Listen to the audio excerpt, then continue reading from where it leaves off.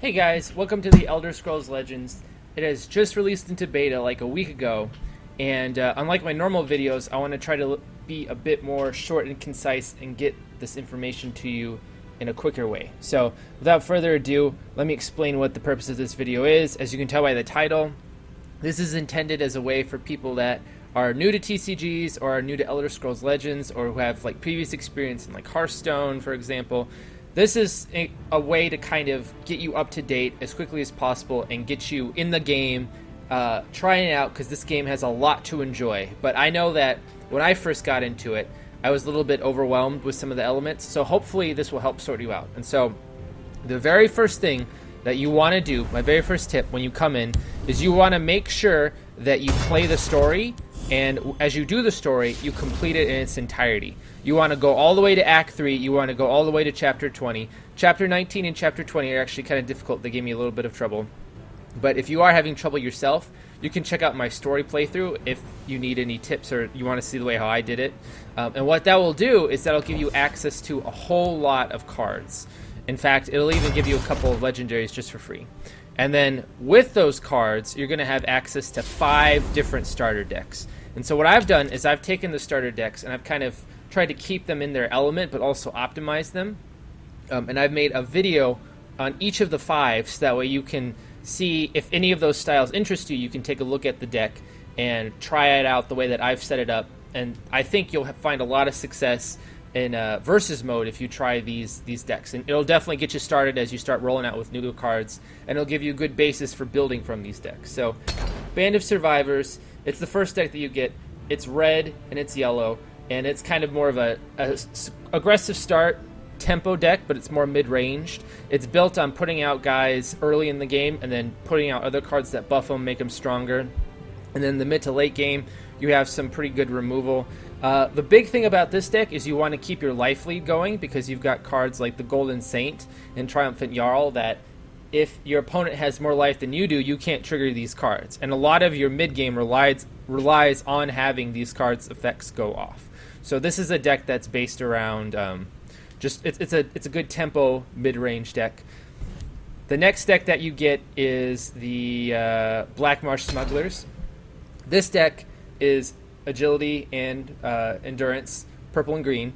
And as opposed to the one that we just saw, Band of Survivors, this one's a much slower start the way that I built it. When you get it originally, it's kind of focused around ramp and getting more mana quickly and playing bigger things. I replaced that ramp because I felt that it wasn't very consistent. And in its place, I put lots and lots of guards, lots and lots of prophecy. And the idea being you put a whole bunch of defensive cards in your opponent's way while you build up your mana. And then when you get to the higher tiers of mana, you have big things to put on the board, quicker effects, more powerful things that you can do. And you just force your opponent to unfavorably trade into all your guards, and then you can remove them with your creature effects, with your removal. The weakness that this deck has is that the removal that it does have, Finish Off, which if you played Hearthstone is actually Execute for 2 mana. Finish Off, you've got something like the Leaf Lurker, which is a 4/3 with Execute attached to it. You have the Daedric Dagger, which puts poison, or in this game lethal, on your cards. These are all very slow cards. The only fast removal that you have are 3 Crushing Blows, which are 3 for 3 damage. You've got a Territorial Viper, which is a charge 1/1 that also has lethal, so anything that it strikes will die. And then you've got a Cliff Racer, which is 5 mana for basically a 4 damage charge. So what you run into, the problem that you're going to run into is that if you come up against a really, really fast deck and you're not drawing your prophecy cards when you're getting hit in retaliation, you might just be overrun. And the other thing this deck is vulnerable to is that because all your removal, for the most part, is based around creatures, if you play your big guys and then keep getting removed, then you're actually going to see that you're going to run out of stuff to play, and then your opponent's just going to be able to just overrun you with their deck if you don't have big threats to back up and stop their assault. So this is the Blackmarsh Smugglers deck. The next deck that you get is the Dunmer Avengers, pardon me. And this is a blue-green deck that's kind of based around Dark Elves, and Dark Elves are based around Last Gasp.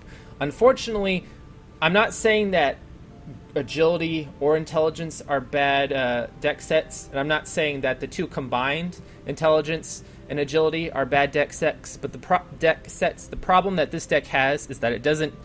The starter cards don't really have a good cohesive identity that you can put together into a strong deck.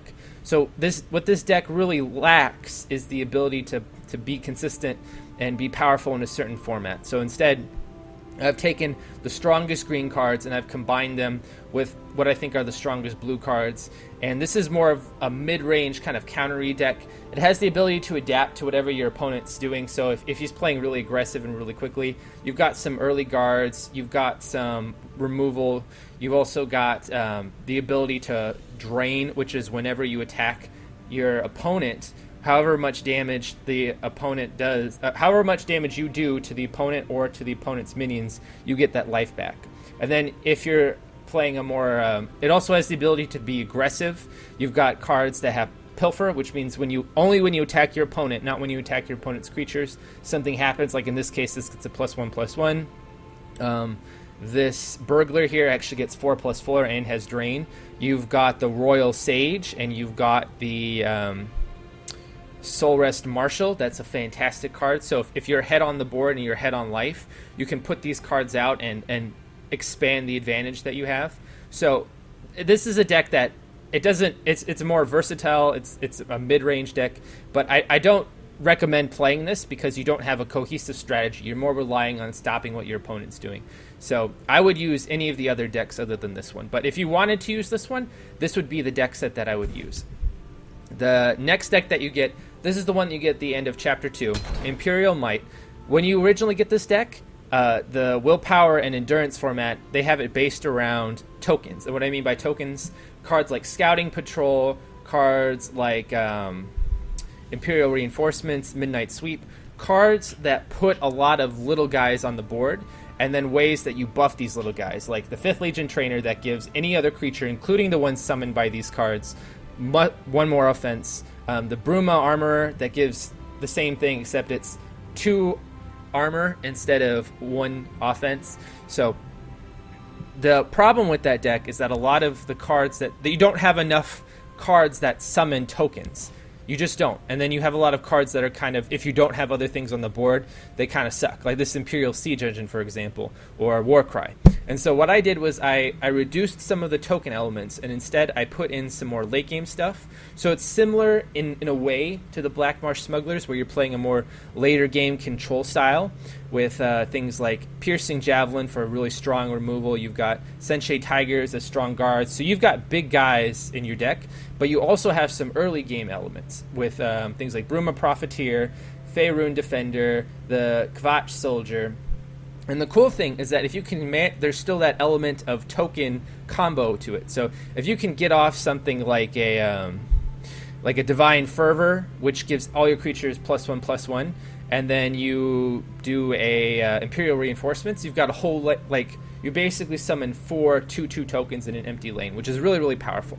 The weakness of this deck, however, is that because these cards are a little bit more combo oriented, like just 1 mana, a 1/1 in each lane is pretty weak. So if you are playing a more aggressive deck and you don't have the defensive options that the Blackmarsh Smuggler has, you don't have as many taunts or as many prophecy cards, so you have a chance of getting run over. And then if you're playing a later, more value control oriented match, then if you draw stuff like if you're like turn 7 and the card you draw is a Kvatch Soldier or a 5th Legion Trainer, these cards are really weak and they don't add a lot to your board. And so you tend to lose that way if you're not managing to combo these cards together. But it's still a fun deck to play.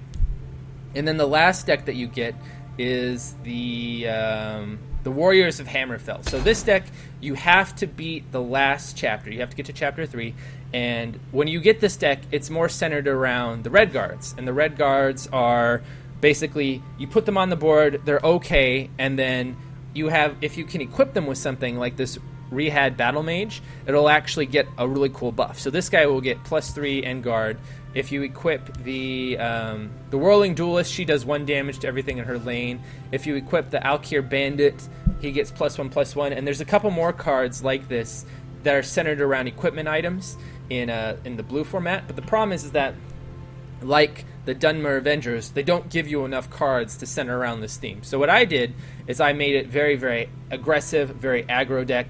So you've got lots of low-cost, aggressive minions in here, like the Quartermaster, the Brutal Ashlander, the Fiery Imp.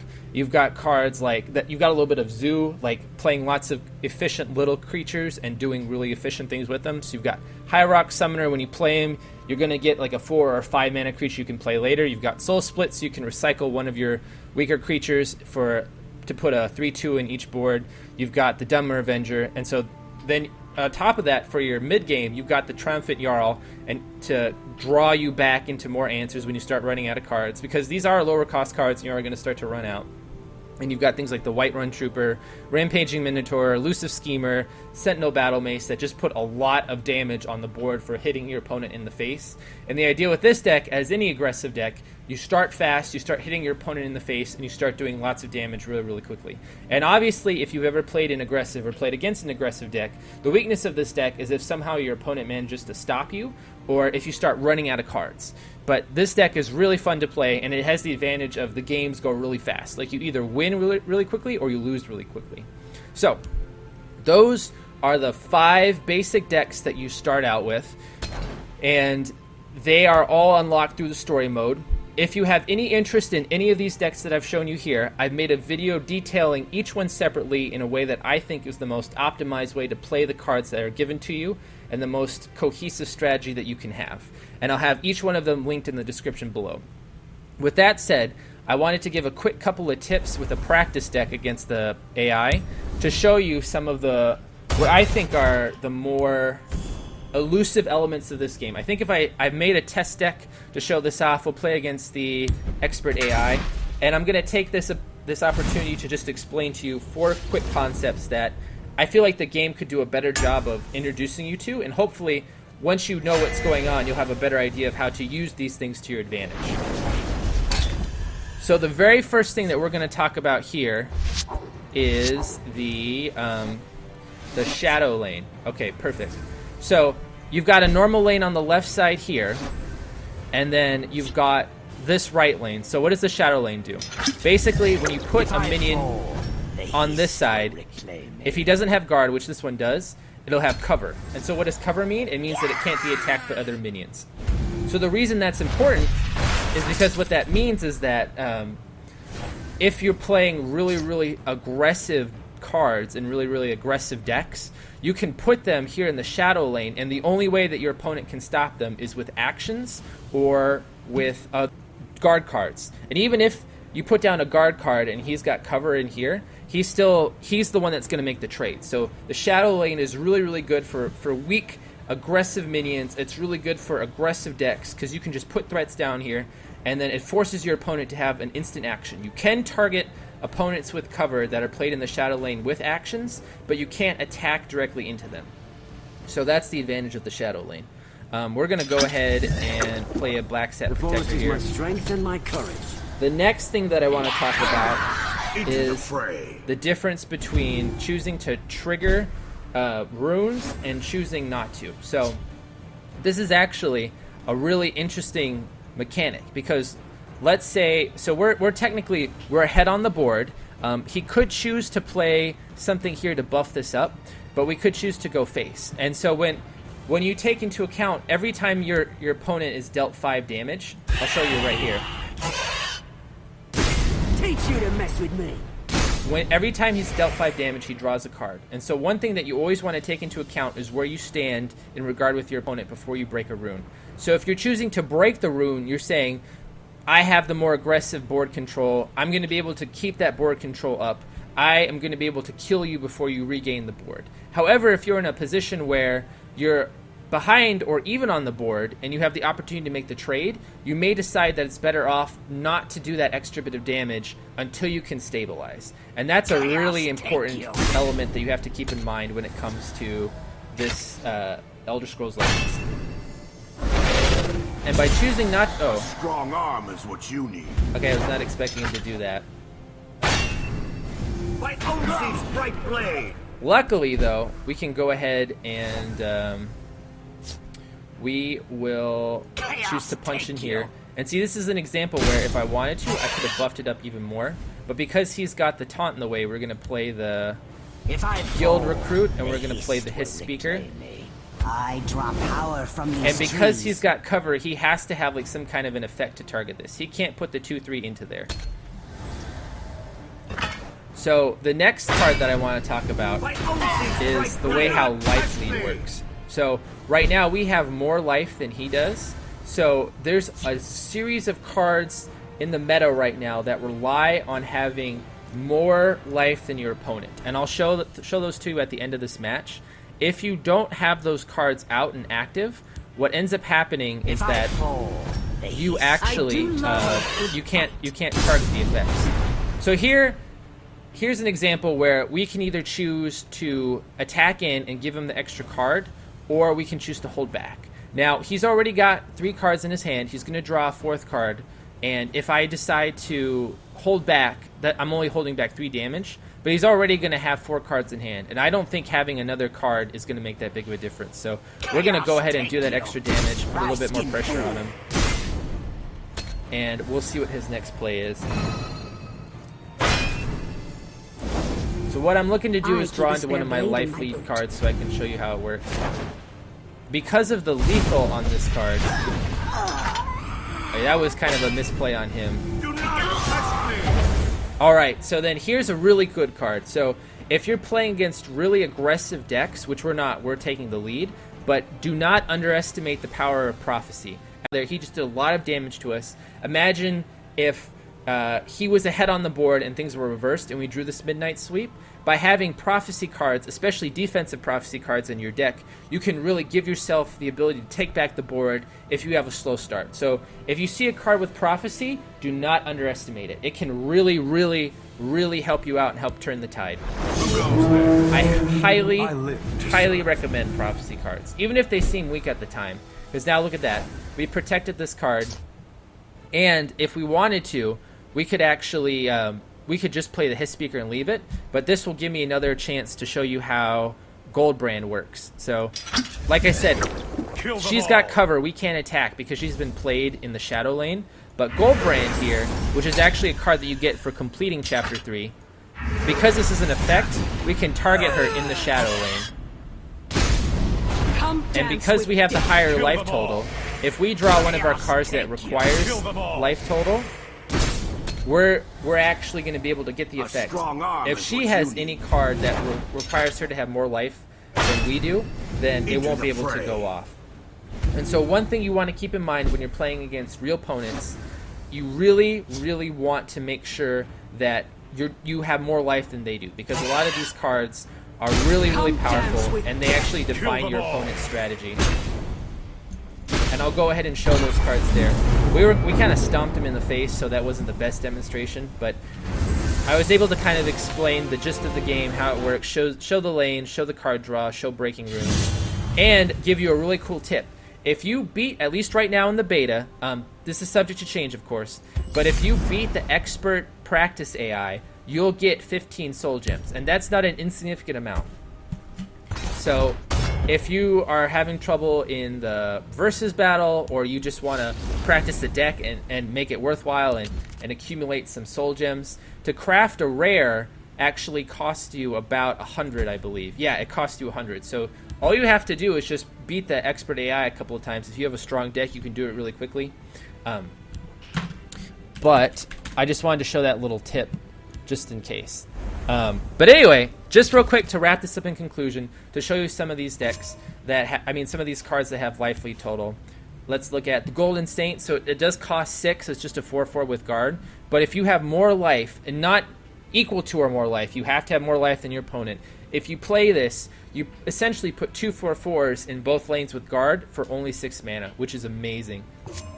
Another really, really good example of this is the Soul Rest Marshal. If you have more health, then you can play any card in your hand for 6 less. That's an incredible effect. Like, that is so gross. I've seen decks just built around this. And the red one, in my opinion, is the strongest example of this. Because if you're playing red, you're going to be playing an aggressive style deck. The Triumphant Jarl if you have more health than your opponent, draw 2 cards. So if you're playing an aggressive deck, you punched your opponent in the face, you basically just destroyed them, but you're running out of cards. You play this and you reload and you just continue the assault. So the point of me bringing this to you is that you need to try your best to keep your life above your opponent's life, especially if they're playing an aggressive deck. If you can manage to keep your life above, you'll cancel these effects. So you need to be thinking turns ahead to see, like, well, where is he going to trade here? Where am I going to trade here? Where our life total is going to be? Is he going to have the opportunity to play this? Now, these cards come into effect around 5-6 mana, so that's where you want to start keeping an eye on your life totals. But it is so important. Like, if you can play around these cards and prevent your opponent from getting them off, you will have a significant advantage that can win you the game if their decks rely on these cards. Now, with that said, I've gone through everything that I want to go through. I've got links to the story mode if you want some tips for that. I've got links to each one of these decks describing how they're played, how I think they're best built, and the best way to approach them. And I think I've covered all the tips, the big 4 tips that I think will really help you get into the game and get over some of the hurdles that the tutorial doesn't quite explain, and give you an insight into the meta of this game. Now, thank you for watching. I hope that this has been very informative. If you have any questions, if you have any comments, leave them in the comment section below. And I intend to be making more videos like these. And I hope you found this a very good, informative video. I'm Twinklebutt, and I will see you later.